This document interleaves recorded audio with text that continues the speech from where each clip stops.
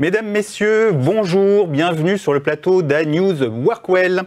Je suis très heureux de vous retrouver donc, pour cette table ronde qui va être consacrée aux espaces de travail de demain. On ne se projettera pas trop loin, 2025, au-delà, c'est quand même difficile de prévoir. Surtout quand on voit où on en était il y a seulement 3 ans, on va rester prudent. On va parler donc de projets en cours, on va essayer de décrypter des tendances et pour faire cela, je suis ravi d'accueillir sur ce plateau Luc Decrémou. Luc, bonjour. Bonjour Lionel, merci de l'invitation. Bienvenue et merci d'avoir accepté. Donc tu es le directeur immobilier, environnement et sécurité des sites parisiens, je précise, de Schneider Electric, c'est ça? Absolument. Parfait.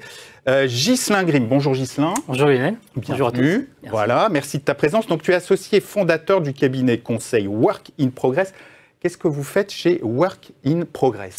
Alors Work in Progress est né d'une idée simple, c'est que le travail n'a pas fini bien sûr de muter. Et c'était déjà le cas il y a quelques années. On a vu récemment que la mutation s'est accélérée. Et donc, Work in Progress, ça veut dire que ça va être un chantier permanent. Work pour le travail et Work in Progress pour le fait que le travail va muter et continuer, bien sûr, à accompagner les organisations. Oui. Donc, nous, notre métier, c'est d'aider les entreprises à décrypter les tendances. C'est le sujet du jour. On le voit à l'écran. Hein. Voilà. La deuxième chose, c'est qu'il faut concevoir l'environnement de travail qui va accompagner ces nouvelles formes de travail. Et pour le concevoir, il faut repartir des usages. On est beaucoup dans la co-conception. Les usages. Et oui. Et remettre l'utilisateur au cœur de la démarche de conception. Puis la troisième chose, c'est qu'une fois qu'on a conçu un environnement, on est dans un sujet d'appropriation, de compréhension. Et donc là, on est plutôt dans l'accompagnement du changement des équipes, jusqu'aux salariés, aux managers, partie prenante de cette transformation. Parfait. On va avoir l'occasion de revenir sur les usages, sur l'expérience employée, parce que je me souviens il y a quelques années qu'on en a beaucoup parlé ensemble. Ce qui est notre baseline, on est designer d'expérience employée. C'est vrai. Voilà. Donc l'environnement de travail, les supports, et c'est finalement l'expérience qu'on souhaite faire vivre aux collaborateurs au quotidien qui nous guide. Oui, et on va beaucoup en parler. Merci Ghislain. Vanessa Mathieu. Bonjour Vanessa. Bonjour Lionel. Voilà, merci d'être présente aussi aujourd'hui. Vanessa, toi tu es la directrice du pôle conseil, stratégie and change management chez CDB. Hein, c'est ça. Est-ce que tu peux nous présenter d'ailleurs CDB en quelques mots, s'il te plaît? Donc CDB, c'est un cabinet de conseil expert dans l'aménagement des espaces de travail. Oui. Ce qu'on aime dire de nous, c'est que nous signons des lieux qu'on aime pour collaborer, pour vivre ensemble et aussi pour se retrouver. Ah oui, votre baseline, nous créons des lieux pour créer du lien. Voilà, et c'est exactement ça. Ce qui nous anime dans les projets, c'est créer des lieux pour créer du lien et créer des liens pour créer un lieu. Et ce qui est intéressant, et je pense que c'est aussi l'objet de cette table ronde d'aujourd'hui, c'est d'actualité, c'est justement ces lieux du travail. Et on accompagne les entreprises en fait à trouver le savant dosage un peu entre une satisfaction collaborateur sur les lieux du travail et à la fois une performance économique dans le contexte actuel. Et alors, est-ce qu'il vous arrive de travailler ensemble, CDB, Work in Progress? Tout à fait, nous collaborons beaucoup ensemble. C'est vrai? Voilà. Bon, très bien. Parfait, merci beaucoup. Et enfin, last but not least, je suis ravi d'accueillir Laurent Tricot. Bonjour Laurent. Bonjour Lionel, et tout le plaisir est pour moi de vous accompagner aujourd'hui. Voilà, merci d'avoir accepté mon invitation. Donc, tu es directeur environnement de travail et mobilité chez Total Énergie. On ne va pas présenter Total Énergie. Évitez ça. Par contre, juste un mot sur ton périmètre, directeur environnement de travail et mobilité. C'est pour quel périmètre? Alors, sur l'environnement de travail, c'est essentiellement les sièges parisiens. Sur la mobilité, c'est worldwide. Worldwide. Donc, site parisien, ça fait combien de sites? On a 5 sites. On gère à peu près, on est sur 220 000 m² de surface aujourd'hui. Worldwide, si vous avez une... Non, pour le voyage. En fait, pour la partie voyage, on gère les voyages pour tous les collaborateurs de la compagnie. Il fait beaucoup de collaborateurs. Oui. Il fait beaucoup de voyages quand même. Ça fait 30 000 collaborateurs qui voyagent. Très bien, ok. Ça fait un petit peu de travail. Alors, merci à vous quatre d'avoir évidemment accepté mon invitation. Comme je l'ai dit, on va s'intéresser aux projets immobiliers et d'aménagement en cours pour tenter de comprendre quelles sont les grandes tendances, évidemment, quelles questions vous vous posez les uns et les autres, quelles réflexions vous menez autour des espaces de travail à horizon 2025. Alors, c'est à la fois court et très long quand on voit les bouleversements engendrés en peu de temps par le travail hybride. Donc Luc, tu es justement en train de travailler sur le projet de futur siège social de Schneider Electric, qui va s'appeler d'ailleurs comment? Eden. Eden, magnifique, mais avec 2 N, je crois, à la fin. Absolument. C'est ça, voilà. Alors, où en est ce projet et qu'est-ce que tu peux nous en dire aujourd'hui? C'est un projet on va voir d'ailleurs à l'écran déjà une image. Oui. Alors, c'est une vue d'artiste, puisque le bâtiment il n'est pas encore construit. Ouais, ouais. Il est au premier plan sur l'image. Il est entre les 2 bâtiments. À gauche, on a le siège de Vinci, avec la tour assez caractéristique, et puis la station de RER et Hall. Et à droite, le quartier des terrasses, avec notamment beaucoup de bâtiments, des assurances. On a beaucoup de Groupama ou AXA qui sont par là. C'est un projet qui a été initié fin 2019. Fin 2019, quand je précise fin 2019, on peut commencer à comprendre qu'il va se passer quelque chose en 2020, auquel on a été confronté. Oui. Donc on a commencé à chercher, à faire le tour du marché sur un projet. Alors c'était 5 ans avant la fin de notre bail, ce qui peut paraître un peu lointain. Mais nous, notre but était d'avoir un bâtiment qui soit à concevoir, puisqu'on le souhaitait équipé de l'ensemble des solutions qu'on propose sur les bâtiments tertiaires, soit la distribution électrique, les bornes de recharge de véhicules, l'ultra-terminal, etc. Donc on avait besoin de se placer très en amont de la résiliation de notre bail, enfin de la fin de notre bail actuel. Donc un premier objectif qui était de vouloir, comment dire, aller vers un smart building, quelque chose, un bâtiment finalement plus connecté, plus intelligent. Qui soit le reflet de nos ambitions, en fait. Et donc, une de nos ambitions, c'est effectivement de promouvoir le bâtiment intelligent qui soit facile à piloter, qui apporte une valeur, évidemment, à ses occupants. Et ça passe par, ça s'appelle Schneider Electric, par le déploiement des solutions Schneider. Ouais. Et oui, déjà, pour démarrer. Voilà. Alors ça, c'était fin 2019. Ça, c'était fin 2019. Il s'est passé quelque chose en 2020 qui nous a un peu remué. Et donc, notamment, la surface cible louée a progressivement baissé. Aujourd'hui, on a 33 000 m². On a fait une première recherche à 26, qui s'est globalement réduite à 16 aujourd'hui, et qui s'est conclue par la prise à bail d'un bâtiment, donc le bâtiment qu'on a vu tout à l'heure à l'image, de 16 000 m². Donc, les 4 étages supérieurs de ce bâtiment. À Nanterre, avec de part et d'autre la gare de RER E Nanterre-La Folie, qui est à construire, qui n'est pas encore livrée, et la gare Nanterre-Préfecture du RER 1. Donc on se rapproche de Paris aussi. Alors pourquoi Nanterre, sachant que vous êtes historiquement installé à Rueil, Malmaison. Voilà, donc pourquoi ici spécifiquement?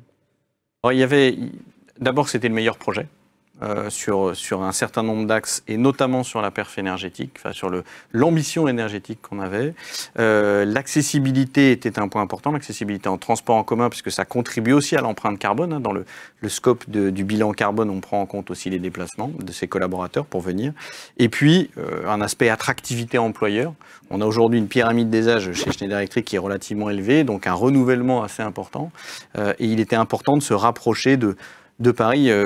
Je dirais pour un Parisien, Rueil-Malmaison, c'est la province, la grande province même. Et donc, se rapprocher de... Tu l'as entendu? Ah oui, bien sûr. Ouais. Ah, pour des jeunes diplômés, c'est très marqué. Ouais. Ah, donc un objectif d'attractivité très clair quant au choix de la localisation, en tout cas. Oui, ça faisait absolument partie des ambitions. Ouais. Ok.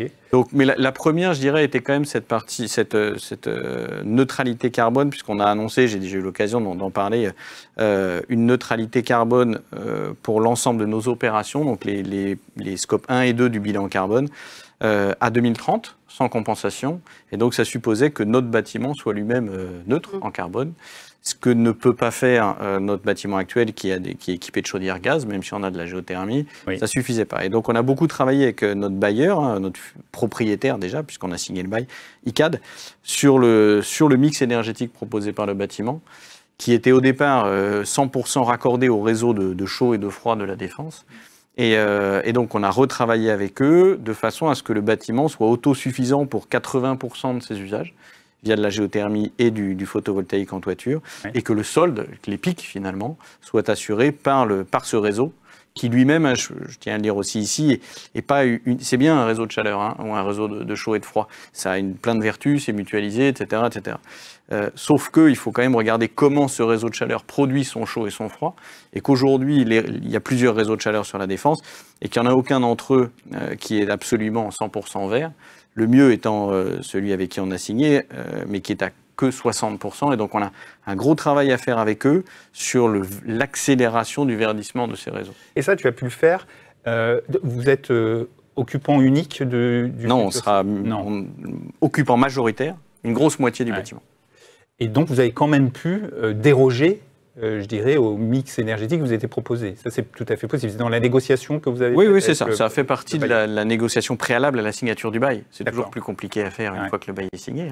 Mais on a eu un bailleur qui était très volontaire pour travailler avec nous là-dessus. Il faut le saluer. Non, il a été très accompagnant et très ouvert. On a été un peu pénible, ou exigeant, on va dire, en tant que futur locataire. Mais ils ont été, très. Le marché actuel doit pouvoir aider. Alors, vous signez un BFA, c'est ça, en juillet 2021, pour un déménagement qui est prévu quand alors? 2025. Qu'est-ce que tu as fait là? Tu as touché du bois? Je touche du bois. J'ai touché du bois. Donc juillet 2025. Voilà. Oui, dans la deuxième moitié de 2025. Après, on connaît les aléas aujourd'hui de la construction, mais c'est ça. Ok. En termes d'aménagement, ou d'équipement, ou justement de technologie, est-ce que vous souhaitez mettre en œuvre, vous avez déjà choisi peut-être des axes particuliers? Alors, oui, mais je dirais l'important, c'est pas la techno, c'est plutôt la valeur d'usage qui est derrière, à quoi ça sert. Donc l'idée n'est pas de surinstrumenter non plus le bâtiment, ça n'aura pas tellement de sens. Il faut que ça ait un sens, justement, que ça apporte une valeur.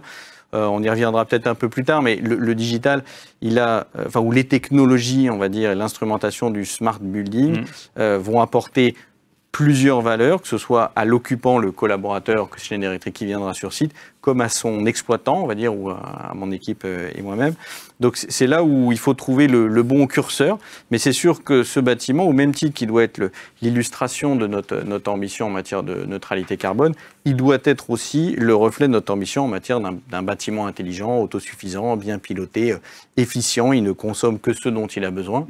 Et enfin, c'est moins de la techno, ça pour le coup, aussi reflet de nos ambitions en matière d'accompagnement des nouvelles façons de travailler. Tu l'as dit, les 3 dernières années ont été sérieusement bousculantes. On ne travaille pas aujourd'hui comme on travaillait il y a 3 ans, encore moins il y a 10 ans. Il faut que l'aménagement intérieur, il accompagne ça. Donc, vous passez d'un type d'aménagement à un autre, est-ce que vous allez passer plus en, je sais rien, espace dynamique, flex office, appelons-le comme on veut, bureau partagé, par exemple? Quand tu divises la surface par 2 avec le même nombre de collaborateurs affectés au site, c'est sûr qu'il y a un moment, il faut que tu trouves quelque chose. Donc oui, c'est sûr. Ça, c'est un des grands axes, l'aspect non-attribution du poste, flex, etc., et suivant le ratio qu'on veut adopter. Il y a aussi un point important à faire remarquer qui est l'inversion de ratio, c'est-à-dire qu'auparavant, où il y a 10 ans, on va dire, on avait un poste de travail par collaborateur affecté et puis X places en espace collaboratif. Là, maintenant, on est complètement à inverser ces ratios-là, avec peu de postes de travail, relativement peu, en tout cas par rapport à précédemment, et beaucoup de places en espace collaboratif parce que je viendrai au bureau non pas pour me mettre sur un poste de travail, mais bien pour collaborer, rencontrer, manager son équipe, etc. Alors, tu nous as parlé des objectifs en termes d'attractivité, en termes de RSE. Concernant l'attractivité, j'entends aussi beaucoup parler en ce moment qu'il faut que le lieu de travail, il reflète la marque, l'entreprise. Alors, vous me direz les uns et les autres si c'est vraiment une tendance, mais je l'entends en tout cas beaucoup. Est-ce que c'est le cas, par exemple, dans ton projet? Oui, c'est très vrai. Moi, il y a quelque chose que je regrette. Notre bâtiment actuel est très bien, confortable, aménagé, j'ai pas de problème avec ça, mais je pourrais être chez Total, je pourrais être chez une autre entreprise, ça pourrait être le même aménagement. Et ça, c'est un problème de mon point de vue et de notre point de vue globalement dans la conduite du projet, parce que je vais demain moins venir au bureau, il faut que quand je vienne, je sache que je suis chez Schneider Electric. Et donc, le lieu, et encore plus quand on parle d'un siège, il doit bien être l'incarnation de la marque. Et donc, il y a plein de façons de l'illustrer. Par exemple. Mais alors, ça peut être une signalétique des couleurs, etc. Mais ça peut être aussi une mise en valeur d'un patrimoine historique. Ça peut être des laboratoires. On a des labos techniques sur notre siège, sur notre bâtiment. Et donc, on pourrait avoir des parois vitrées pour voir ce qui s'y passe à l'intérieur. Ça rend un aspect un peu concret. Il y a vraiment plein de façons de le faire. Mais en tout cas, ce qui est important, c'est qu'on n'ait pas des salles de réunion qui ne soient pas nommées avec des noms de fleurs ou des noms de... je ne sais pas comment, ou même des chiffres. Voilà, je dois savoir que quand je suis là, je suis chez Schneider. Doit raisonner par rapport à l'activité et puis aussi à la culture, j'imagine, de l'entreprise. Alors, où en est l'actualité justement du projet? En ce moment, vous en êtes où? Il y a deux choses, deux aspects, deux actualités, on va dire, tout à à fait actuelles.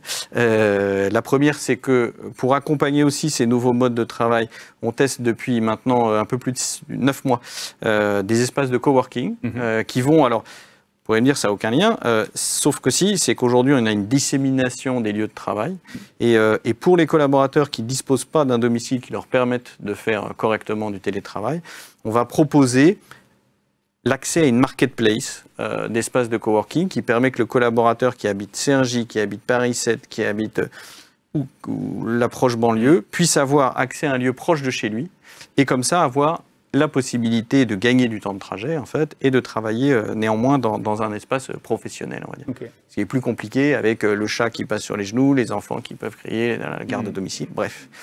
Donc ça c'est le premier point. Et puis le deuxième, et c'est vraiment le sujet d'aujourd'hui, donc il sera intéressant qu'on se reparle d'ailleurs dans quelques mois quand on aura avancé là-dessus, c'est le choix de la sélection, le choix de l'agence qui va nous accompagner en fait sur le design de ces aménagements intérieurs, donc nos parties privatives, à la fois donc sur quels aménagements, quels espaces de travail je vais proposer et comment on retrouve la marque. Ça renvoie à ce sur quoi tu m'interrogeais. Hein. C'est comment on va illustrer la marque dans ces espaces.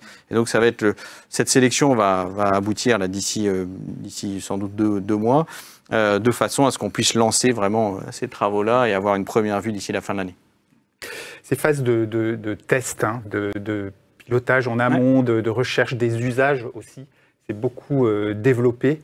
Je me souviens qu'on n'en parlait pas du tout, hein, il y a 15 ans, pas du tout, il y a 10 ans, pas beaucoup. Et là, vraiment, maintenant, ces phases de test, de recherche des vrais usages et des vrais besoins sont beaucoup plus développées. Laurent, merci du coup pour ce premier retour d'expérience. Luc, même question pour toi finalement, Laurent. Alors vous avez un grand projet évidemment emblématique en cours avec The Link, le futur siège de Total Energy à la Défense qui avait fait l'actualité parce que vous aviez fait voter les salariés sur différents projets. C'est ce projet-là qui avait été retenu. Mais au-delà de ce projet, j'imagine qu'il y en a plein d'autres. Hein, tu l'as dit, rien que sur Paris et la région parisienne. Quelles sont finalement les réflexions en cours, quel type de réflexion tu développes autour de ces espaces de travail à horizon 2025? Donc c'est pas très loin finalement. Oui, Lionel, parce que je vais être un peu déceptif, mais je ne vais pas vous parler trop de The Link. Ouais. Bien que le déménagement est à peu près prévu dans les mêmes périodes, fin 2025. Autour de 2025. Mais on est en pleine réflexion justement en ce moment sur la conception des espaces, sur comment on va l'occuper réellement. Et je pense que ça serait un peu trop tôt pour le partager. Et tu penses qu'il y a des évolutions par rapport... Quand est-ce que le projet avait été lancé? Alors le projet, il a été lancé et signé, puisque nous sommes aussi que locataires, donc juste au tout début du Covid. Ouais. Et le projet était déjà en réflexion. Moi, quand je suis arrivé il y a 5 ans, en fait, on m'avait pris pour préparer la transformation de l'environnement de travail vers The Link. Et le projet, avec le Covid et le reste, a pris un peu de retard. Oui. Mais ce qui est très intéressant, c'est que justement, on aurait pu se dire chez Total Energy, et en tout cas au siège parisien, The Link arrive. Et donc, on ne va pas faire grand-chose. Et on va attendre de transformer nos espaces de travail, on va attendre de transformer nos habitudes. Et non, pas du tout, c'est pas possible. Et on s'aperçoit aujourd'hui que la transformation de nos espaces de travail est indispensable et nécessaire pour accompagner et la transformation de la compagnie, qui évolue énormément, et les habitudes de nos modes de travail aujourd'hui. Et dans les faits, j'ai jamais fait autant de projets immobiliers sur les sites existants ces 3 dernières années, alors qu'on sait très bien que l'on a une perspective parce qu'on ne peut plus faire autrement que s'adapter. Donc très clairement, on a 2 vieux IGH, la tour Coupole et la tour Michelet, c'est des tours qui ont 40 ans, où on était essentiellement en bureau individuel. Au fur et à mesure des projets de transformation, on est en train de passer ça en open space, donc des bureaux ouverts. Comme tu le disais, Luc, on est en train de le passer avec des nouvelles méthodes de travail, c'est-à-dire qu'on a minimum aujourd'hui un espace collaboratif pour un poste de travail collaborateur. Alors certes, et ça change profondément nos habitudes. Je peux citer en exemple donc la création chez nous d'une branche phare qui est la branche OneTech, qui est la branche en fait qui porte toute la transformation de la compagnie, puisqu'on a ramené au même endroit la totalité des études d'ingénierie, de la recherche pour construire nos nouveaux projets. Donc en particulier, hier on faisait du pétrole, demain on va faire aussi du pétrole, mais beaucoup beaucoup d'éolien, du solaire, de l'hydrogène, de la captation. Et donc, sur le siège parisien, c'est 1000 collaborateurs. Sur une seule tour qui en fait 3000, un coupole à peu près. On a libéré complètement 9 étages et on les a intégralement refaits en 6 mois. Et on est passé de collaborateurs qui travaillaient hier complètement en silo. Aujourd'hui, c'est tout open space avec des box, avec des petites salles de réunion, avec des espaces de convivialité ouverts et agréables, avec des salles de réunion projet plus grandes, des salles de réunion qu'on appelle créativité, c'est-à-dire modulaires. Et on est déjà passé aujourd'hui, en fait, dans ce dans quoi on se projette demain en 2025. Et ça, c'est la conséquence pour toi, justement, de l'évolution des modes d'organisation du travail suite à la pandémie, c'est-à-dire le fait qu'on fasse plus de télétravail, ou est-ce que c'était déjà dans l'air du temps, c'était déjà demandé et qu'il a fallu simplement accélérer ? Alors, je pense que la pandémie a été, pour le coup, et sur plein de sujets, un excellent accélérateur et qui a permis, au contraire, de focaliser les énergies et d'y aller plus vite. Chez nous, qui avait été ouvert juste avant, il y avait un programme qui a été ouvert par les RH qui s'appelle Better Together, mieux travailler ensemble, sur lequel il y a un des piliers qui était carrément l'environnement de travail et la modification. Donc, ça nous a permis de l'accélérer. Pourquoi ? Puisqu'en fait, bon, en plus avec le télétravail, mais aujourd'hui, quand on vient au bureau, c'est pour travailler ensemble, pour se retrouver par centre d'intérêt, pour monter des projets où on a besoin d'être dans des salles plus grandes. Et donc tout ça a très bien accompagné ce mouvement. Oui. Le fait de revenir, d'avoir besoin de collectif, d'être ensemble, de travailler ensemble. Est-ce qu'on a aussi besoin de vivre ensemble en dehors des activités, je dirais, d'équipe ou de projet ? Est-ce que aussi il y a des transformations autour de cette convivialité, ce lien social, ce besoin d'avoir des activités ensemble sur les lieux de travail, peut-être beaucoup plus qu'avant? Alors, on a refondu complètement nous, on était vieux, hein, franchement, on a refondu complètement nos espaces de convivialité. À la rigueur, c'était presque un gros mot. Hein. On avait des tisaneries avec une machine à café, ancien formant distributeur automatique. Donc là, maintenant, c'est pratiquement dans tous les étages, ils y sont, avec la fontaine à eau, la machine à café. On a mis aussi, c'est le travail, mais il n'y a pas une salle de réunion aujourd'hui, sauf peut-être les box de deux où il n'y a pas un écran. Puisque finalement, quand on travaille aujourd'hui, on a tous une présentation à partager, on peut avoir un team rapide où on n'a pas besoin de gros moyens visio. Qu'est-ce que l'on a ajouté? Alors, il y a des services en parallèle avec le télétravail qui, du coup, ont un peu diminué. Le pressing commençait à monter pas mal. Aujourd'hui, le pressing dans l'entreprise, les gens, ils sont chez eux, ils en ont beaucoup moins besoin. Ah bon? On avait fortement développé la livraison des colis au siège. Aujourd'hui, les collaborateurs se font livrer leurs colis à la maison. Oui. Qu'est-ce qui a changé, pour que je comprenne bien, justement, dans la politique télétravail avant, après pandémie chez Total Energy, de toute façon, on a fait la une de l'actualité. Hein. Donc, télétravail n'existait pas. D'accord. On a accompagner le télétravail au gré des réglementations. Elisabeth Borne est descendue chez nous entre les deux confinements pour montrer, alors il y avait nous, je ne vais pas être tout seul, je vais vendre des copains aussi, mais je crois qu'il y avait Engie en fait en disant je vais chez Total Energy parce que vous ne télétravaillez pas assez. Et là il y a je pense qu'il y a eu une vraie rupture de tout le monde, et du collaborateur et du management, et le télétravail s'est installé plus facilement. Cependant, et je pense que parce que la compagnie bouge énormément, se transforme très très vite avec notre transformation énergétique en particulier, on sent peut-être plus qu'ailleurs le besoin de revenir au bureau. Et aujourd'hui, on fait partie des sièges sur la Défense où on est couramment entre 60, sauf le vendredi, mais entre 60 et 65% de collaborateurs sur nos sites. Ah oui, sauf le vendredi. Sauf le vendredi. Le vendredi, on est comme tout le monde. D'ailleurs, c'est une question que je n'ai pas forcément posée à Luc.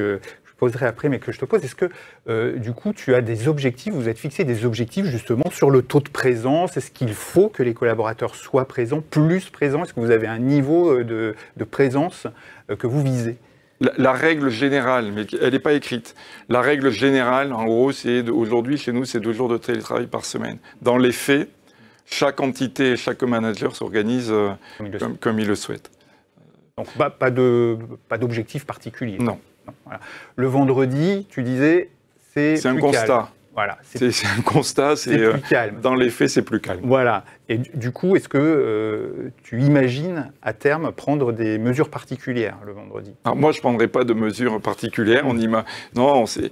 de toute façon, il faudra... Alors ça sera beaucoup plus facile sur notre nouveau site. Aujourd'hui, on est sur un vieux site où il est très difficile de jouer en énergie entre les différents bâtiments, les différents étages. Donc demain, on verra comment répartir différemment les équipes en fonction de l'occupation du vendredi. Dans les réflexions qu'on a dès aujourd'hui, c'est comment on fait pour adapter la restauration, par exemple, voire le nettoyage propreté, parce que quand on chute de plus de la moitié ou de 3 fois par rapport aux jours normaux, tout ça, c'est des choses qu'on est en train de regarder. Il y a une question où là aussi, on a essayé de le trancher dès aujourd'hui, et encore plus avec la création de la nouvelle marque en 2021 et nos nouvelles couleurs, c'est que déjà aujourd'hui, on essaie de se mettre, quand on arrive chez nous, on est Total Energy. Et donc, avec la création de la marque sur tous nos halls, on a mis les couleurs partout, on a mis le logo partout.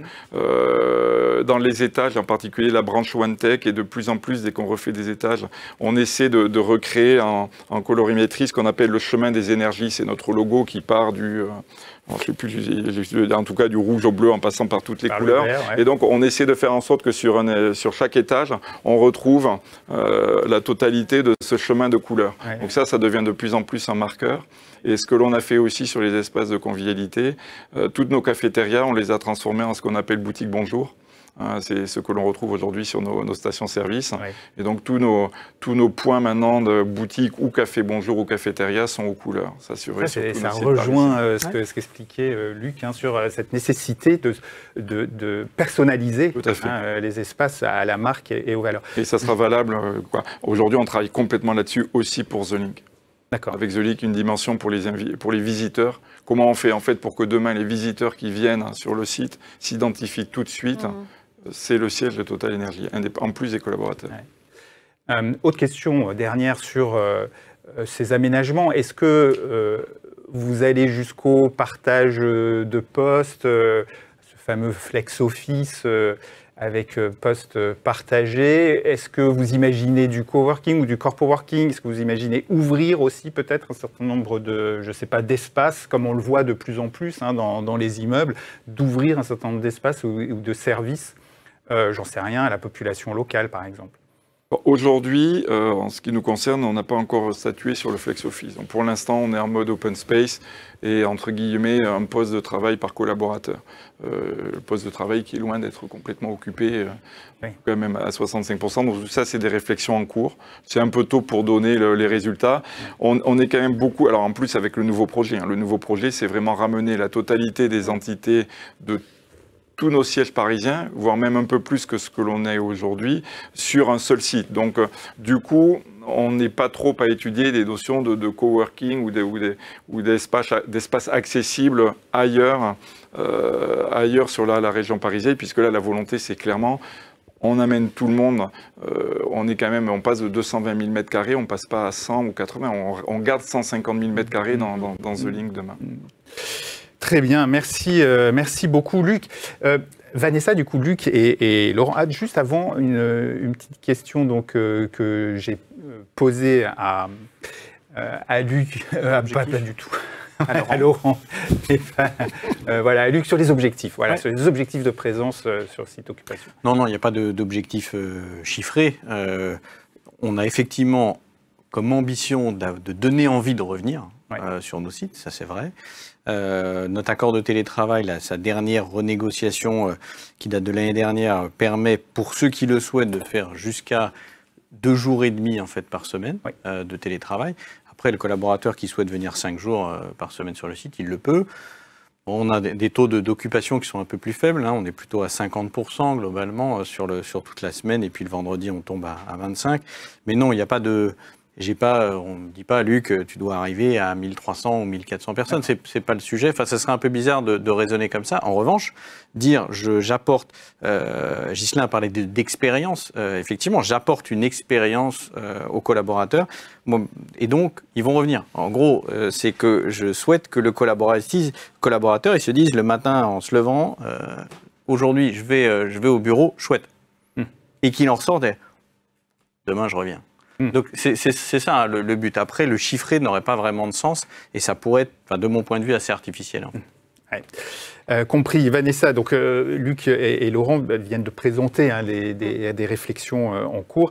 On voit qu'il y a quand même quelques grandes tendances qui se dégagent, justement, alors en réaction au développement du travail hybride, mais pas que, d'ailleurs. Alors toi, tu travailles sur de multiples projets, justement, des projets parfois très différents. Qu'est-ce qui te frappe aujourd'hui le plus, justement, dans les évolutions qui déboucheront sur les espaces de travail en 2025 ? Voilà. Quelles sont, pour toi, les évolutions majeures ? On l'a déjà un peu souligné. Depuis mars 2020, il y a eu le rapport au travail qui a changé et derrière le rapport au bureau. Même le mot bureau, aujourd'hui, on peut même se poser la question de son statut, est-ce qu'il a toujours un sens, mais en même temps, c'est un point de repère, c'est un point qui est... c'est une entreprise, elle a besoin d'un lieu pour réunir des personnes et les entreprises, aujourd'hui, elles cherchent à se réinventer. Donc, elles cherchent effectivement à savoir qui elles sont, donc l'ADN, les valeurs, donc du coup, toutes ces questions sur le sens, qui est quelque chose qui est très porteur aujourd'hui dans l'actualité. C'est aujourd'hui, les gens ont besoin, je pense que ça, pour le coup, c'est un effet du Covid, c'est la recherche de sens, et les entreprises se questionnent beaucoup, et c'est très bien, justement, aujourd'hui, de conjuguer un projet immobilier avec un projet d'entreprise, donc ça, c'est quelque chose qui est très fort. Ça veut dire quoi, juste pour, je pousse un tout petit peu, ça voudrait dire quoi, dans un projet d'aménagement, de dire il faut insuffler plus de sens? Par exemple, se dire demain, j'accompagne, je regroupe un collectif. Bon, prenons l'exemple de Laurent. Je regroupe un collectif de X personnes sur un même site. Certes, j'ai une baisse de surface au mètre carré. En revanche, ma valeur, mon bénéfice pour mon collaborateur, c'est de transformer et d'accompagner ce projet d'équipe, le projet du collectif, comment on fait vivre les espaces. Et tout ça, aujourd'hui, est une partie prenante du projet immobilier.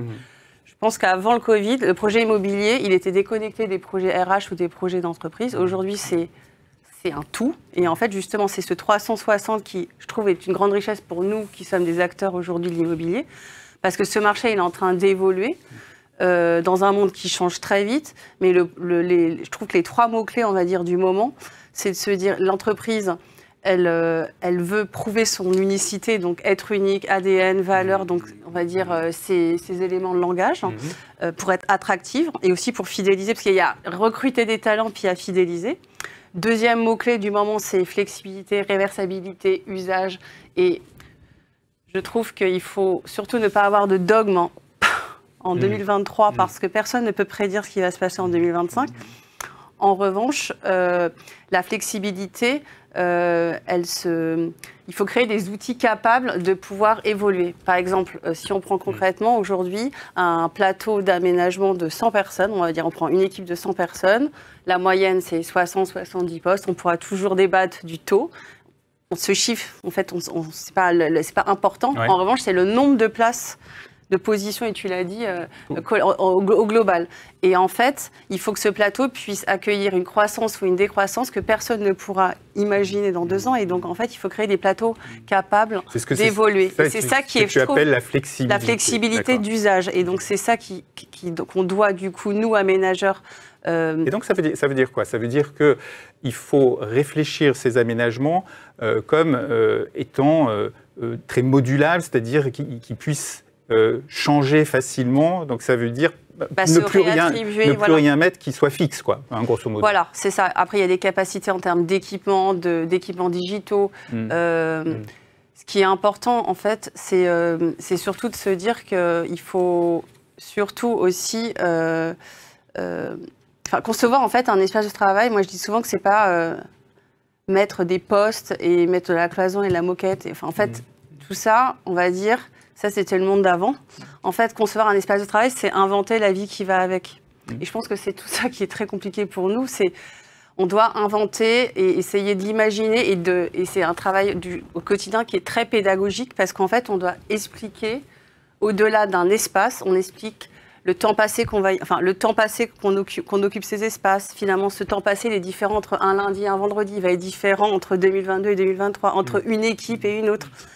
Et je trouve que la vraie tendance, c'est que le bureau, c'est plus une question du où il est situé, même si c'est très regardé. Je trouve pour le coup sur un aspect aujourd'hui sur notre impact carbone sur par exemple la mobilité. Ah oui. Mais la vraie question, c'est le temps passé. On vient au bureau pour faire quoi? Nous, CDB, on a écrit un ouvrage, d'ailleurs Ghislain y a contribué, sur pourquoi allons-nous au bureau. En fait, moi j'aimerais beaucoup qu'en 2023, on arrête de se poser la question du bon nombre de jours de télétravail. Est-ce qu'on pourrait, une fois pour toutes, se dire quel est le nombre de jours en présentiel et pourquoi, du coup, on va au bureau et pour faire quoi. Et tout ça nous faciliterait beaucoup la vie. Nous, aménageurs, vous, je pense, porteurs de projets, toi, dans l'accompagnement. Parce qu'en fait, des fois, le débat, il est très tourné sur, justement, le temps non passé en bureau. Et finalement, une entreprise, c'est des équipes qui se retrouvent à un moment T. Et le travail, demain, c'est encore plus un projet collectif. Donc, il y a la qualité du temps qui est passé sur le site au bureau. Exactement. Si c'est, comme le disait Luc, juste le plaisir. J'entends en ce moment certains grands patrons de la Silicon Valley qui prônaient il y a peu beaucoup le télétravail et qui disent non, maintenant, il faut être beaucoup plus sur site, etc. Mais sans expliquer pourquoi. Et c'est ça le vrai sujet. En fait, je pense qu'on l'a tous vécu au confinement. Ce qui nous a manqué, c'est... les échanges informels, se retrouver, la cohésion d'équipe et tout ça, la spontanéité n'est pas possible en télétravail et c'est la spontanéité qui crée aussi cette intelligence, cette créativité. Et il y a une vraie peur de perte du lien. Aujourd'hui, je ne sais pas, quand tu discutes avec des directions de ressources humaines, des directions de l'environnement de travail ou immobilières sur les projets, est-ce qu'ils te font part de ces sujets, réflexions qu'ils ont sur le fait de la perte du lien social entre les équipes ou entre le collaborateur et l'entreprise? Oui, je pense que là, ça devient presque... quand on reçoit des cahiers des charges, donc avec des appels d'offres, par exemple pour Schneider ou Total, en fait, clairement, la chose maintenant qui apparaît vraiment comme un grand marqueur du projet, c'est des espaces collaboratifs, mais pas la grande salle de réunion, c'est de proximité. Donc, les petites bulles, les espaces informels, les espaces justement de convivialité, ce sont ces points en fait qui créent aussi l'envie d'aller au bureau et du coup de faire qu'un bureau devient une destination. Ça paraît bête de dire ça, mais aujourd'hui, le bureau, ça devient une destination. On choisit d'y aller pour quelque chose. Et c'est ce pour quelque chose qu'aujourd'hui, les entreprises, elles cherchent en fait à définir en fait l'équation parfaite qui leur ressemble à un moment X et après comment ce moment peut aussi muter dans le temps. J'ai aussi beaucoup noté, alors je ne sais pas si tu l'as fait, que dans le pourquoi je me rends au bureau, les enquêtes, généralement, il faut remonter en numéro 1 pour aller voir mes collègues. Oui. Et généralement, ce n'est pas toujours des collègues de l'équipe dont on parle. C'est les collègues aussi par affinité. Est-ce que ça, c'est aussi un sujet qui peut donner matière à réflexion? C'est-à-dire, finalement, on se rend au bureau aussi pour le lien social, simplement, pour avoir des relations par affinité. Et c'est aussi un moyen d'attirer, j'imagine, de fidéliser et puis de créer ce collectif. Oui, en fait, c'est ça. C'est un peu on a parlé d'entreprises, du coup, qui cherchent à être uniques, l'entreprise flexible, mais il y a aussi le troisième pilier, tu fais bien de reposer la question, c'est... Il y a l'idée de se dire l'entreprise, elle doit être augmentée, c'est-à-dire augmentée dans son organisation, donc faire en sorte que les gens se croisent et se croisent du coup en transversalité, qui est le grand mot du moment avec la flexibilité. Oui, et moi, il y a quelque chose aussi qui me tient très d'accord, c'est de se dire demain, si je viens au bureau, en fait, je dois être aussi connectée à mon environnement, à mon quartier, peut-être aux entreprises. Je suis au 3e étage. Qui vit au 2e? Est-ce que possiblement derrière, on n'a pas aussi des performances ou des intérêts communs pour faire que demain, il y a du cross-business? Et je pense que l'entreprise, aujourd'hui, elle doit aussi s'ouvrir en fait à ses partenaires. Je veux dire, nous, on est aménageurs. Donc, nous, en fait, notre écosystème, ça va être des partenaires comme Working Progress, mais ça peut être une entreprise de sous-traitants, une entreprise en équipements digitaux. Et donc, en fait, c'est une addition de plusieurs collectifs qui fait, du coup, l'entreprise de demain. Et du coup, il faudrait voir comment, du coup, nos bureaux de demain puissent héberger ces partenaires de manière ponctuelle. C'est toujours agréable de se dire, j'ai une réunion chez un client, j'ai l'espace disponible pour pouvoir y passer la fin de journée de manière très confortable. Je trouve que c'est très accueillant de pouvoir se dire qu'on se sent aussi accueilli partie de l'expérience collaborateur. Ouais. Alors, on a parlé aussi tout à l'heure d'appartenance, beaucoup de ce sujet de l'appartenance. Et quand on en a parlé, tu m'as dit, oui, mais attention à l'effet déceptif. possible effet déceptif. De quoi tu voulais parler exactement? En fait, ce qui est important, c'est que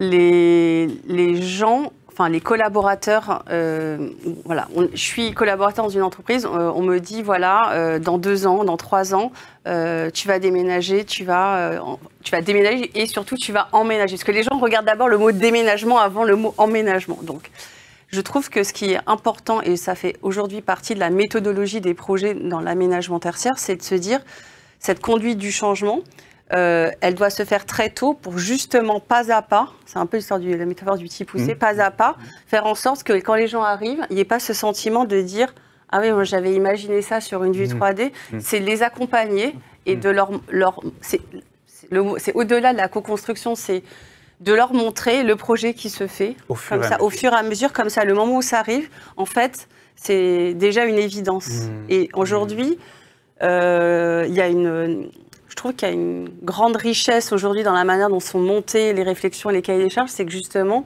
on intègre les directions RH dans ces réflexions très tôt pour faire ce pas à pas. Et je trouve que c'est la grande tendance et ça fait énormément évoluer aussi nos offres en termes voilà, d'aménagement. Compris, merci beaucoup Vanessa. Alors Ghislain, bon, tu viens d'écouter Vanessa, évidemment. Beaucoup de plaisir. Mais oui. J'ai vu ses paroles. J'imagine. Alors je sais aussi que toi tu réfléchis beaucoup et depuis longtemps aux espaces de travail du futur. Ce modèle hybride, ce fameux modèle hybride qui impacte tant les réflexions en ce moment, déjà, première question, est-ce qu'il est pérenne selon toi? Parce que malgré tout, on a l'impression que c'est un acquis, mais j'ai quand même des questions parfois en me disant, oui, mais on a souvent vu les effets de balancier, on allait dans un sens et puis après on est revenu. Est-ce que ça pourrait être le cas avec, par exemple, le travail hybride? Alors, en effet, il y a des effets balanciers et des effets de loupe aussi. On a des phénomènes qu'on surmédiatise. C'est la différence entre voilà, je dirais la vision un peu journalistique des choses et la vision du quotidien. Alors, travail hybride, c'est intéressant. Nous, on a fait un premier écrit en 2013 qui disait s'il y a bien un modèle d'organisation qui va émerger, c'est l'entreprise hybride. Voilà, 2013. Déjà 10 ans. Il y a 10 ans. Donc, ce qui prouve aussi que les aspects de prospective... c'est possible de le voir. Quand ils sont fixés sur des signaux faibles, mais très avérés, en fait, ils se structurent sur la durée. Donc, pour répondre à la question, non, il n'y aura pas de retour en arrière.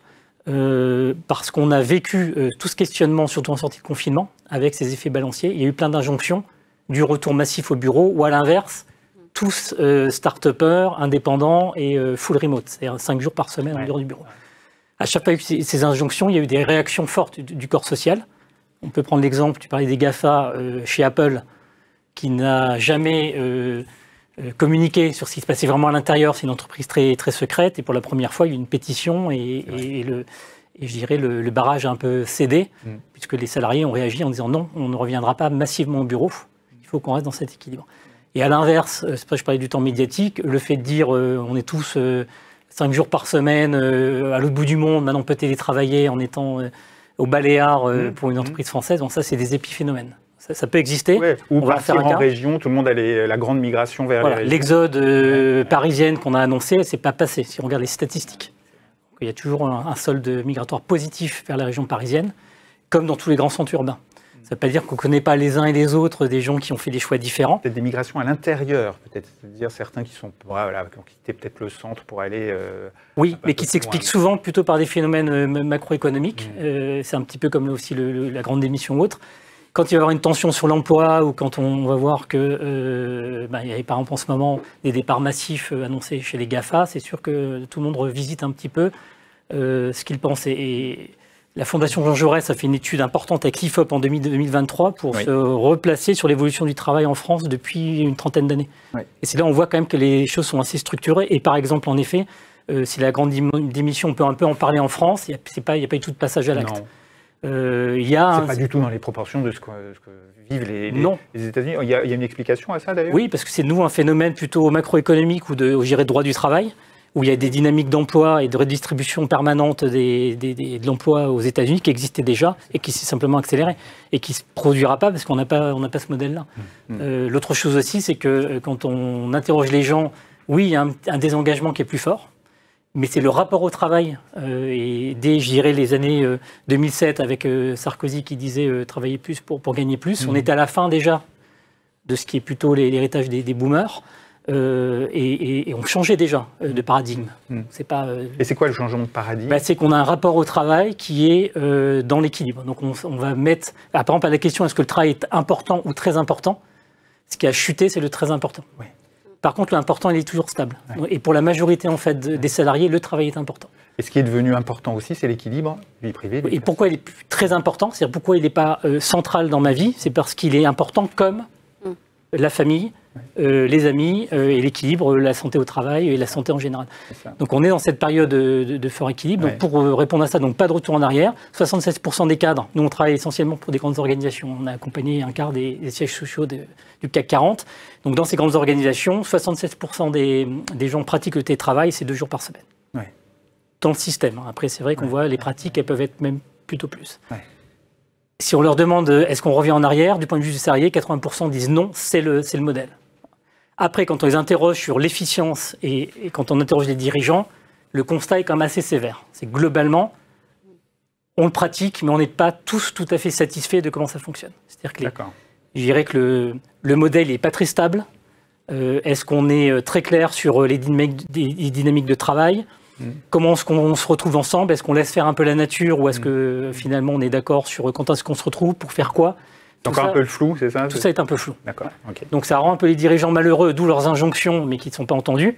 Et ça rend un peu le salarié encore un peu plus désengagé, sachant qu'on voit qu'il a pris un petit peu de recul sur la valeur travail. Et donc tout le monde est en attente, non pas de revoir le modèle, c'est pour qu'il n'y ait pas de retour en arrière, mais plutôt de se dire, travaillons sur le contrat. J'ai bien aimé tous les exemples qui ont été donnés. Parce que le contrat, c'est un peu un contrat social qu'il faut travailler à toutes les échelles. Je me réengage ou je rejoins une entreprise qui a aussi des engagements clairs sur son projet d'entreprise. C'est pour ça que l'émergence des entreprises à mission ou des raisons d'être est intéressant, mais pas suffisant. C'est-à-dire que derrière, moi, mon job, en quoi il est lui-même un job à mission. Et puis, à l'échelle entre les deux, entre l'entreprise et l'individu, c'est là où on se dit, mais il nous manque vraiment la couche de proximité. Et nous, on travaille beaucoup avec les managers en ce moment sur se dire est-ce qu'on ne pourrait pas faire la raison d'être de l'équipe? Et ça rejoint exactement la question de pourquoi on se retrouve ensemble pour donner produire, du sens. Pour produire quoi. Alors, souvent, c'est résumé par le sens, mais c'est souvent beaucoup plus concret. C'est quoi en fait notre... C'est pas juste un slogan. C'est pas un slogan. C'est quoi notre coproduction et comment on produit mieux et plus vite ensemble. Donc j'ai bien aimé le Better Together parce qu'il y a bien cette conviction qui est largement partagée que plus on est ensemble, plus on fait société, plus on fait corps, et plus on va produire de la valeur.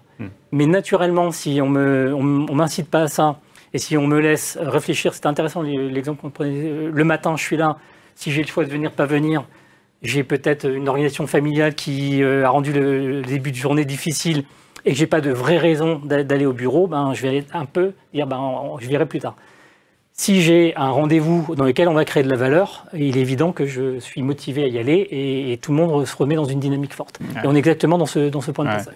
Alors justement, comment ça se traduit ça en environnement de travail? D'abord, est-ce que les demandes sont vraiment fortes sur le sujet de l'attractivité? Vous avez quand même tous cité ce sujet de l'attractivité. Et comment est-ce que les directeurs d'immobilier ou environnement de travail peuvent la travailler selon toi? Alors, l'exemple a été intéressant, c'est de se dire, on a d'abord un lieu central, et ce lieu central il est dans un écosystème de lieux de travail. L'écosystème, il faut accepter. Il y a du temps de travail à la maison. J'aime beaucoup l'idée aussi chez Luc de se dire, si je n'ai pas les conditions de télétravail à domicile, est-ce que l'entreprise m'aide à du télétravail, par exemple, en espace de coworking? Donc là, on est dans un espace aussi d'équité et de facilité. C'est l'écosystème, je travaille en déporté. Ça peut être aussi des entreprises qui continuent à avoir une forte capillarité sur le territoire et de permettre justement le travail dans plusieurs sites, le corpo working. La tendance étant quand même généralement en ce moment à des schémas directeurs de regroupement de sites, ça va un peu disparaître. Et donc là, on redonne de la valeur au site central, le hub social. Et comment on le traduit, utilisé par cette attractivité de l'engagement, c'est de redonner en effet des codes, c'est-à-dire que la fameuse raison d'être ou le sens du collectif ou en quoi l'entreprise est engagée, on va le retrouver. Alors bien sûr, c'est dans des codes de la marque, mais ça va tout de suite beaucoup plus loin. Je suis Schneider Electric, je suis cohérent parce que le siège social il est vertueux du point de vue de l'engagement en qualité environnementale. Je suis dans le domaine de la santé, j'ai par les services aux salariés à l'intérieur du siège, une cohérence par, je ne sais pas moi, ce que je vais y trouver à déjeuner, les activités sportives. Donc une exemplarité en lien avec l'activité, la culture de l'entreprise. L'activité, la culture, voire la raison d'être, puisque entreprise à mission, c'est l'exemple que prenait Vanessa. Est-ce que je suis intégré à ce moment-là dans mon écosystème local? Est-ce que je crée de l'emploi, de la valeur? Est-ce que je suis poreux avec les citoyens résidents voisins? L'exemple de Métal 57, BNP Paribas, acteur de la ville, qui dit nous on travaille. C'est pas simple parce que ça pose des questions réglementaires. C'est contradictoire d'ailleurs avec souvent la sobriété énergétique. Parce que si je commence à ouvrir mes installations en week-end pour le citoyen, ça veut dire que je remets certainement aussi de la consommation. Mais c'est cohérent dans cette idée de s'inscrire dans la cité. Donc quand Métal 57 il réfléchit, où j'ouvre ma rue intérieure les soirs où il y a des événements à la scène musicale à Boulogne, là je suis cohérent sur mon engagement d'acteur de la ville. Donc ça se traduit par ça. Et puis après, c'est bien sûr dans ce qui a été dit, c'est je dois aussi donner des endroits pour travailler en écosystème, pour valoriser et démontrer ma marque, et puis pour que quand je viens travailler, je sois efficace. Et c'est là où le sujet n'est plus du tout le flex office. Est-ce que quand je viens seul ou en équipe ou les deux, j'ai un endroit qui m'est réservé avec mon équipe, la capacité de me retrouver facilement et d'avoir toutes les facilités pour dans la journée avoir une journée très performante, parce qu'il ne faut pas oublier qu'on est dans le match maison-bureau. Donc si le bureau n'est pas performant... Avec la particularité que le bureau, dans la semaine, il n'est pas utilisé non plus, toujours, on va le voir à l'écran, il n'est pas utilisé non plus toujours de la même façon. Et donc, il va falloir aussi l'anticiper ça. Et à travers cette slide, ce que tu veux nous dire, c'est que la flexibilité dont parlait Vanessa, elle est dans l'immeuble lui-même. Il dit plusieurs choses. Alors, déjà, les chiffres sont à peu près ceux-là. Depuis quelques mois, on a massivement recours maintenant aux études de nouveau de taux d'occupation. On pense que justement le modèle est, et on ne reviendra pas en arrière. Donc là, on emmène énormément. On avait une grosse pause pendant 2 ans. Je confirme les chiffres, occupation moyenne, y compris des entreprises passées en partage de postes, on est autour de 46% d'occupation moyenne. Avec ce qui est nouveau par rapport à 2020, 2 journées atypiques. Lundi et vendredi. Vendredi en particulier, mais les deux. Et donc là, ce qu'on voit avec cette slide, c'est ce que tu nous dis, c'est que désormais, il y a un podium, ce que tu appelles un podium, qui sont des étages qui vont être utilisés tout le temps. C'est ça qui sont en fait des étages communs, collectifs. Voilà, ça c'est une agence australienne qui a répondu à un cahier des charges d'un client qui donnait tout ce qu'on a dit. Raison d'être, en écosystème, travailler en équipe ou travailler en solo. L'idée du podium en bas, c'est qu'on sécurise, et c'est normal, c'est le socle, parce que finalement, c'est ce qui est le plus ouvert sur la ville. Et les niveaux sont assez intéressants, parce qu'on va ouvrir un socle en bas qui va être ouvert peut-être justement à la ville, ouvert plutôt aux clients. On va être ensuite sur un étage, être ensemble, together, et on va avoir les grandes salles de réunion. Parce que c'est vrai qu'on en a beaucoup besoin de moins. Mais il se trouve qu'on voit que des directeurs disent, mais moi, je suis preneur de recréer des rituels à grande échelle, et je veux réunir 70 personnes dans des happenings. Donc où est la salle de 70? Donc là, j'entends de plus en plus ça, que les directions de l'environnement de travail sont de plus en plus sollicitées pour organiser de l'événementiel, du team building. Donc ça, c'est l'étage numéro 2 dans lequel on est ensemble d'ailleurs avec les autres, parce qu'on peut faire venir des intervenants extérieurs sur des confs inspirantes, et puis on peut aussi avoir des moments festifs. Et puis le 3e étage, on est sur l'aspect bien-être. Et c'est là où on va développer les services jusqu'aux aspects... les services aux collaborateurs. Et dans les étages supérieurs, on est dans les unités de travail. On réinvente un petit peu, c'était l'idée des architectes dans les années 50, Le Corbusier le premier, la cité radieuse, où on crée des unités d'habitation qui devaient permettre que toute la famille... dans tous les moments de la journée et de la vie, y compris d'une famille qui évolue, puisqu'on démarre à 2, on a des enfants, après les enfants partent. Donc l'unité d'habitation a été évolutive. Et là, c'est pareil, ce sont des étages qui doivent être capables d'absorber la diversité. Et c'est pour ça que le sujet, de nouveau, n'est pas flex office. On ne met pas 60% de postes de travail versus salariés juste pour économiser de mètres carrés. C'est parce qu'il faut surtout recréer tout ce qui est à côté. Et dans un truc ultime, on pourrait imaginer que ces étages étant assez normatifs, ils sont dévolus à des équipes, et finalement, c'est ça la gestion dynamique de l'environnement de travail, c'est que si en prévision, je sais que mon équipe, on va avoir un gros sprint, et pendant 1 semaine, on ne fera plus de télétravail, parce qu'on doit développer un projet, on va avoir un espace qui nous est dévolu, et peut-être qu'il ne sera pas au 3e, il sera au 5e, et donc comme ça, une gestion plus dynamique, y compris en prenant en compte pas seulement les jours, parce qu'il y a cette histoire de lundi, vendredi, mais dans certaines entreprises, il y a des phénomènes aussi de pics et de creux dans l'année, en fonction des clôtures, en fonction des développements projets. Alors, comme je voudrais qu'on voit ensemble aussi un certain nombre d'exemples d'espaces et que j'ai encore quelques questions. Rapidement, juste pour signaler que tu as fait ce travail, donc on va le voir à l'écran, on retrouve dans ces espaces dont tu viens de parler, eh bien, très important, ne pas l'oublier, ça fera peut-être l'objet d'ailleurs d'une prochaine table ronde, ces espaces individuels. C'est pas parce qu'on vient de parler que de collaboratif, de convivialité, de sociabilité qu'il faut oublier ces espaces volontairement mis en premier. Individuels. Et oui. Et parce que si on vient demander, si on vient dans la journée au bureau, c'est ce qu'on disait tout à l'heure, c'est parce qu'il faut avoir justement la coproduction, le collectif. Oui. Mais je sais qu'entre deux sessions de collaboration, je vais devoir faire des teams seuls de qualité, ou devoir retrouver du temps de concentration parce que j'ai une présentation importante et comme je sais que je la fais bien à la maison, si j'ai les conditions de télétravail, ça serait dommage que quand je vienne au siège, si j'ai une réunion, une présentation très importante à faire, que je n'ai pas l'endroit pour le faire. Oui. Donc à gauche, c'est plutôt des nouveaux espaces qui ne sont pas le poste de travail et qui pourtant créent de la qualité de travail de manière individuelle et ça jusqu'à la cabine pour faire mon Zoom ou ce qu'on appelle l'espace zéro tech, dans lequel je rentre dans une bibliothèque, il n'y a pas de Wi-Fi, il n'y a pas de téléphone autorisé. Et là, je suis en déconnexion complète. Les espaces à haute intensité collaborative, on va en voir d'ailleurs quelques exemples après. Et puis les espaces dits sociaux ou de ressourcement. Bon, on en a parlé et j'en ai parlé récemment dans une table ronde, notamment autour de la restauration, on est en France, aussi un sujet particulier dans l'attractivité et le retour au bureau.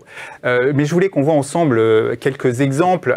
Ça, c'est le huddle chez AXA. Donc, c'est intéressant quand on parle de flex office où les gens disent où est-ce qu'on n'aura plus de bureau, il n'y a plus de repères. Là, on est dans l'inverse, c'est-à-dire que même si on est en poste non attribué, une équipe, c'est comme je parlais tout à l'heure, elle peut se réserver un espace multi-activité pour une période. C'est ça. Et on se dit, finalement, on va retravailler en collectif pendant 2-3 jours et cet espace nous est privatif. Oui. On a l'équivalent aussi chez Google, eux ils appellent ça le TeamPod. Le TeamPod. Et là, on voit l'évolution des salles dites à haute intensité de collaboration où on voit que l'hybridation nécessite qu'on réinvente quand même la salle. Et là, on voit bien qu'ils ont réfléchi à l'ergonomie on est présent in situ, on arrive à bien fonctionner et les gens qui sont à l'extérieur c'est inclusif. Exactement, j'allais parler d'inclusion. C'est important de travailler ce sujet aussi code, des personnes qui sont à distance. Le camp de feu. On est autour du feu. C'est ça. Là, on retrouve des choses plus classiques. On voit l'importance des bulles pour travailler de façon individuelle. Absolument. L'espace zérotech, silence. Alors, j'entends beaucoup aussi de retours sur ces espaces silencieux où on me dit, moi j'en ai installé, mais ils ne sont pas utilisés. Est-ce que vous avez ce genre de réflexion aussi? En tout cas, pas utilisé à la hauteur de ce qui était imaginé. Dans les stats, oui, mais moi je reviens toujours à ce que je réponds, c'est que ils n'ont pas vocation à être. C'est pas une chambre d'hôtel, on ne veut pas avoir 75-90% d'occupation. Ce qui est très important, c'est qu'on est dans l'expérience du salarié. À partir du moment où je suis introverti, ou si j'ai besoin de ça, et si ça représente que 10% de mon organisation, et qu'à la fin, à l'année, c'est occupé à 10%, c'est pas un sujet. Que le poste de travail soit plutôt plus occupé, ou la salle de réunion, parce qu'elle a un coût, y compris d'entretien. Mais si vous avez une unité qui est livrée, une bibliothèque, et qu'elle est peu utilisée, c'est pas grave. Il faut surtout qu'elle soit utile pour ceux qui en ont besoin. L'utilité qui compte. Voilà. Les grandes salles de travail reconfigurables qu'on peut réserver aussi pour des équipes. Et j'entends aussi qu'il y a de plus en plus de demandes pour les réserver sur plusieurs jours, dans la capacité de pouvoir y travailler plusieurs jours de suite. Je sais pas si c'est des demandes aussi, Luc, qui sont adressées. Oui. Sur tous ces espaces, ils sont très demandés. Après, il faut faire attention parce qu'il y a aussi le phénomène d'appropriation, d'accaparation. Et donc, je le réserve au cas où. Donc, il y a aussi c'est valable aussi pour les espaces silence. En fait, il y a aussi un aspect conduite du changement. Vanessa l'a évoqué un moment. En fait, ces espaces, c'est pas je les livre et puis après débrouillez-vous avec parce que ça très vite ça marche pas. Donc, il faut l'accompagner, que ce soit sur les espaces dits de créativité, d'innovation ou des espaces type silence. Ça s'accompagne, donc c'est savoir aussi, pour nous, entreprises utilisatrices, accepter d'investir dans cette conduite de changement, pas que dans la phase projet, mais aussi dans la phase de vie du bâtiment, parce que sinon, le risque, c'est la déviance, et c'est, je m'installe là tout le temps, je me l'approprie, les autres peuvent plus y aller, j'ai réservé toute la semaine parce qu'on ne sait jamais, ou l'espace silence qui devient en fait un gros... Voilà, donc tu as les deux niveaux d'accompagnement d'ailleurs. Tu as en effet bien la bonne prise en main parce qu'à chaque espace le bon usage. Donc, ça rentre plutôt dans les règles de fonctionnement. Et en effet après, on ne développe pas des salles aussi puissantes sur par exemple le travail agile si les équipes n'ont pas elles-mêmes passer un certain nombre de certificats, parce que c'est une méthode de travail.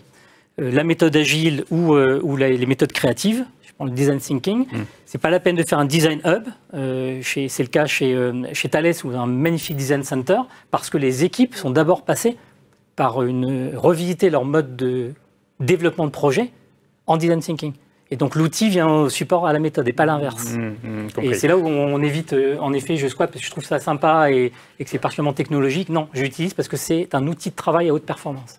Autre petit point de vigilance, c'est que ces espaces, ces fameux espaces modulables, flexibles dont parlait Vanessa, qu'on voit à l'écran là, ils nécessitent d'être un peu opérés. Il faut qu'il y ait des gens pour s'en occuper. Ça demande un peu de temps et de main-d'œuvre derrière. Enfin, il faut imaginer toute la logistique, j'imagine, Laurent. La logistique, l'accueil, le support à l'utilisation. Voilà. Et là, on arrive sur les notions qui sont plus d'hospitality, où on se pose tous ces questions de... Là, pour le coup, comment on va évoluer vers ça ou pas demain, quoi. Oui. Mais chez nous, on a un espace, alors il n'est pas aussi digital, mais qu'on appelle le booster, qui a fonctionné tant qu'il était animé, avec une équipe d'animation qui était là pour accompagner, avec des animateurs qui savaient gérer cette créativité, ce partage, etc. On les enlevait, ça ne fonctionne plus. L'espace, aussi beau soit-il, il ne fonctionne plus. En fait, il nous faut animer les lieux, en fait. Ouais. C'est qu'aujourd'hui, on livre des espaces parce qu'on est dans des méthodes de projet où on a des jalons. Enfin, on en parlait encore juste en démarrage de l'émission. On travaille sur des jalons parce qu'on a des process où on livre à une date donnée, mais la vie d'un bâtiment, elle perdure après. Et en fait, c'est la vie qui va avec. Il faut, du coup... En fait, il faudrait presque qu'il y ait un pourcentage d'un budget pour animer ces lieux. Eh oui. Parce que, en fait, sinon, pour le coup, on a l'effet waouh, après, on a l'effet. Et ça redescend. Et en fait, et après, ça désengage. Et après, on repart dans une nouvelle boucle. Et je pense que c'est des grandes tendances. Puisque vous en avez parlé, le mot a été lâché, l'hospitality. Ça veut dire... Alors, j'entends beaucoup parler de l'hospitality, bon voilà. Mais tout le monde cherche quand même un petit peu, me semble-t-il. Luc, t'en es où des réflexions autour de l'hospitality? Je pense qu'il faut qu'on se rappelle que là, tous autour de la table, quand on a signé notre premier contrat de travail, on était à une époque où on ne se posait pas la question, on allait se rendre sur notre lieu de travail tous les jours. Oui. Et sans réfléchir, c'était comme ça. Tous ceux qui rentrent aujourd'hui sur le marché de travail, qui rejoignent nos entreprises, c'est très différent. Ils choisissent d'aller sur le lieu de travail. Alors, de plus ou moins forte façon, chacun a son parcours, son contexte, ses habitudes, etc.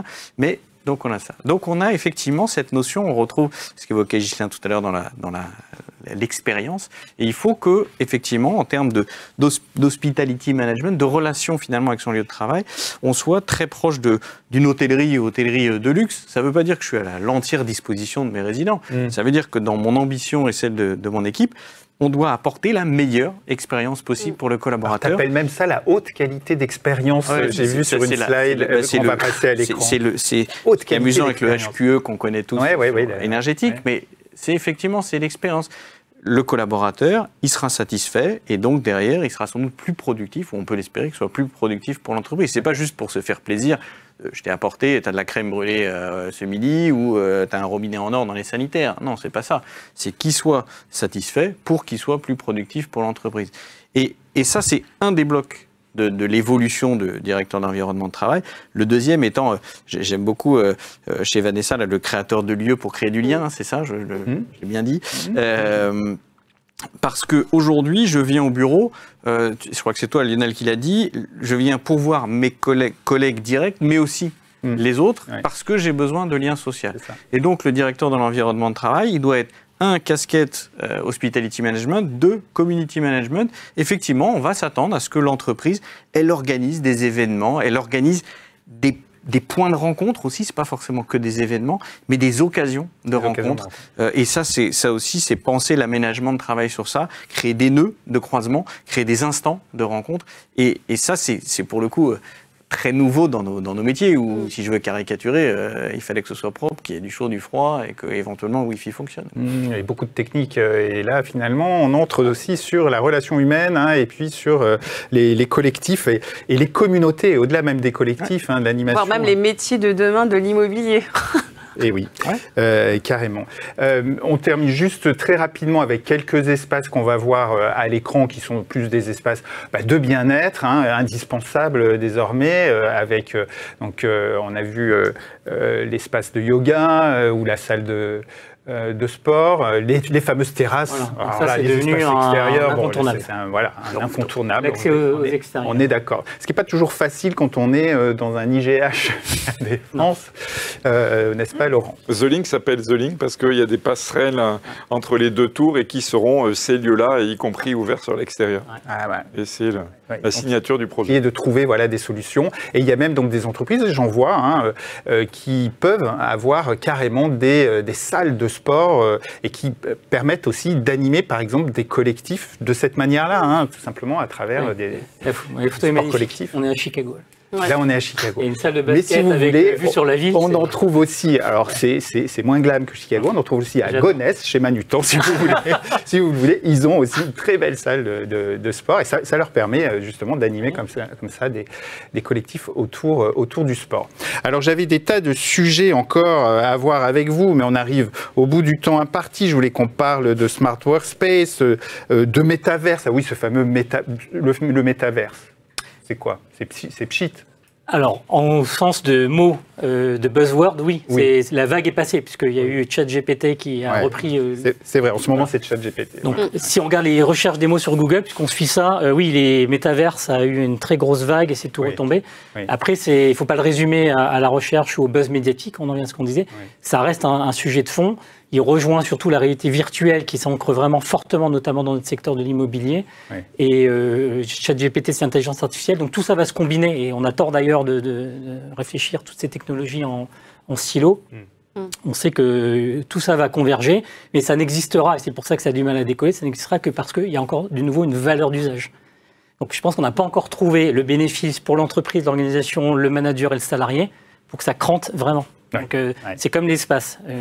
La techno pour de la techno, ça ne fonctionne pas. Repartons de la valeur d'usage. Mais il y a des scénarios qui émergeront. Très bien. Eh bien, ce sera à voir dans quelques années. On se donne rendez-vous dans quelques années, à 2025. En 2025. Voilà. Madame, messieurs, merci beaucoup. Merci de votre contribution. C'est sur ces paroles que nous allons conclure ces échanges. Alors, c'était un plaisir, évidemment, de vous recevoir sur ce plateau. Merci à vous aussi de nous avoir suivis. Je vous donne rendez-vous donc pour notre prochaine table ronde où nous parlerons du FM nouveau qui arrive. Alors, je sens qu'on va parler d'hospitality. Je ne sais pas pourquoi, je le sens. Voilà, quoi est-ce qu'il va ressembler? Comment est-ce qu'on peut se préparer? Ce sera le débat donc du mois d'avril. D'ici là, portez-vous bien. À très bientôt. Au revoir.